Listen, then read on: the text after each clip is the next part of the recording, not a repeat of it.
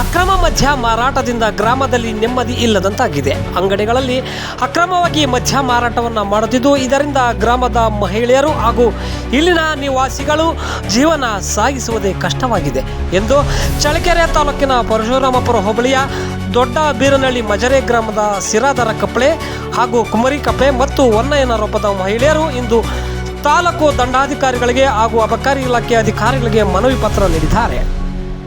ಮನವಿ ಪತ್ರ ನೀಡಿ ಮಾತನಾಡಿದ ಸಿರಾದ ಕಪ್ಪಳೆಯ ಗ್ರಾಮದ ಮಹಿಳೆ, ನಾವು ಕೂಲಿ ಮಾಡಿ ಜೀವನ ಸಾಗಿಸುತ್ತಿದ್ದು, ಈ ಗ್ರಾಮದಲ್ಲಿ ಇರುವ ಅಂಗಡಿಗಳಲ್ಲಿ ಅಕ್ರಮ ಮದ್ಯ ಮಾರಾಟ ಮಾಡಲಾಗುತ್ತಿದ್ದು, ಇದರಿಂದ ಇಲ್ಲಿನ ಗಂಡಸರು ಕುಡಿತಕ್ಕೆ ಬಿದ್ದು ಹಣದ ಜೊತೆಗೆ ಆರೋಗ್ಯವನ್ನು ಕಳೆದುಕೊಳ್ಳುತ್ತಿದ್ದಾರೆ.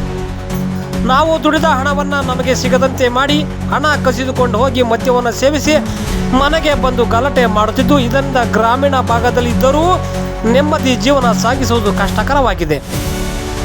ಆದುದರಿಂದ ನಮ್ಮ ಗ್ರಾಮದಲ್ಲಿ ಅಕ್ರಮ ಮದ್ಯ ಮಾರಾಟವನ್ನು ನಿಲ್ಲಿಸಬೇಕು ಎಂದು ಮನವಿ ಮಾಡಿದರು. ಮನವಿ ಸ್ವೀಕರಿಸಿ ಮಾತನಾಡಿದ ತಹಶೀಲ್ದಾರ್ ರೆಹಾನ್ ಪಾಷಾ, ಅಕ್ರಮ ಮದ್ಯ ಮಾರಾಟಕ್ಕೆ ಕಡಿವಾಣ ಹಾಕಲಾಗುವುದು ಎಂದು ಭರವಸೆ ನೀಡಿದರು. ಈ ಸಮಯದಲ್ಲಿ ಸಿರಾದ ಕಪ್ಪಳೆ ಗ್ರಾಮದ ಭಾರ್ಗವಿ, ಅನುಷಿಯಾ, ತಿಮ್ಮರಾಯ, ಸುನೀತಾ, ಪುಷ್ಪ, ಯಶೋಧ, ವಿನೋದ, ಭದ್ರಮ್ಮ, ತಿಮ್ಮರಾಯ, ಗೋವಿಂದರಾಯ ಹಾಗೂ ಮುದ್ಯೂರಪ್ಪ ಸೇರಿದಂತೆ ಮಹಿಳೆಯರು ಇದ್ದರು. ಹೆಂಡತಿ ಮಕ್ಕಳಿಗೆ ಜಗಳ ಮಾಡೋದು, ಒಂದಿನ ನೆಮ್ಮದಿ ಇರಲ್ಲ. ನಾವೆಲ್ಲ ಹೋಗಿರ್ತೀವಿ ಹೊಲ ಕೆಲಸಕ್ಕೆ, ಅಲ್ಲಿಗೆ ಫೋನ್ ಮಾಡೋದು, ಟಾರ್ಚರ್ ಮಾಡೋದು, ಈ ಥರ ಎಲ್ಲ ಮಾಡ್ತಾರೆ. ಡೈಟ್ ಮಾಡಿದ, ಇದನ್ನು ಮಾಡಿದ, ಆ ಊಟ ಮಾಡಿದ, ಇದು ಊಟ ಮಾಡಿದ ಅಂತ ಜಗಳ.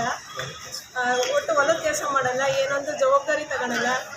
ಇಷ್ಟೆಲ್ಲ ಮಾಡಿ ಮನೆಗೆ ಊರಲ್ಲಿ ಬರೀ ನೈಟ್ ಹೊತ್ತು ಏನಾರ ಫಂಕ್ಷನ್ ಮಾಡಿದಂದರೆ ಬರೀ ಕುಡ್ಕೊಂಡು ಬಂದು ಜಗಳ ಮಾಡೋದು, ಹೆಣ್ಮಕ್ಳಿಗೆಲ್ಲ ಹಂಗೆ ಹಿಂಗೆ ಅಂತ ಬೈತಾ ಇರೋದು, ಈ ಥರ ಎಲ್ಲ ಮಾಡ್ತೀವಿ.